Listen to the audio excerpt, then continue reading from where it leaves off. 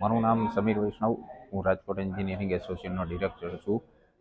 8 વર્ષ પછી જે જીએસટીમાં બદલાવ આવ્યા છે, 4માંથી 2 સ્લેબ કરવામાં આવ્યા છે, એને પહેલાં તો અમે આવકારીએ છીએ. અને આમ જોઈએ તો આમ પબ્લિક માટે, એમએસએમઈ ઉદ્યોગ માટે અને યુવા વર્ગો, બહેનો બધાના જોઈએ તો પોઝિટિવ જીએસટીની અંદર સ્લેબમાં ફેરફાર કરવામાં આવ્યા છે. જીવન જરૂરિયાત વસ્તુઓમાં ઘટાડવામાં આવ્યા છે સ્લેબ, અને શિક્ષણની અંદર, કૃષિ ઉદ્યોગમાં, બાકી બધામાં ઘટાડો કરી અને જે ફાયદો કરવામાં આવ્યો છે એનો અમે આવકારીએ છીએ.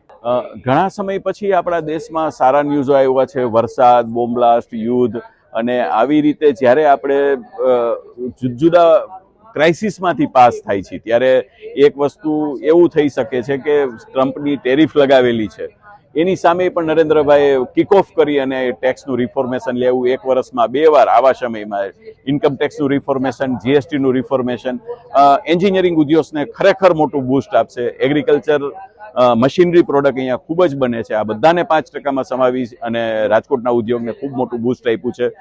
છતાંય એની અંદર ક્યાંક થોડીક એરર રહી ગઈ હોય એવું મને લાગે છે. ડીઝલ એન્જિન જે 15 HP નાના બને છે એમાં 5% રાખ્યા છે. એના પાર્ટ્સને અત્યારે 18%નું નોટિફિકેશન છે. અને એમ જ સબમર્સિબલ પંપ સેટ છે, જે વોટર પંપ સેટ છે, એને 18%માં રાખ્યા છે. આ પણ કંઈ મિસ્ટેકથી રહી ગયું છે તો આની પણ અમારી રિક્વેસ્ટ રહેશે.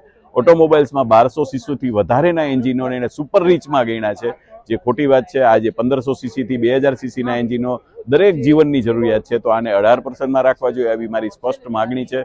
સરકારને રિક્વેસ્ટ પણ છે કે એક 100 સીસીથી નાના એન્જિનો એઝ ઓફ ડ્યુઇંગ લીઝસનો પાર્ટ છે તો એમને પણ 5%માં લેવા જોઈએ. સર, હું નીલ સાકરિયા છું અને રાજકોટ એન્જિનિયરિંગ એસોસિએશન સાથે સંકળાયેલો છું.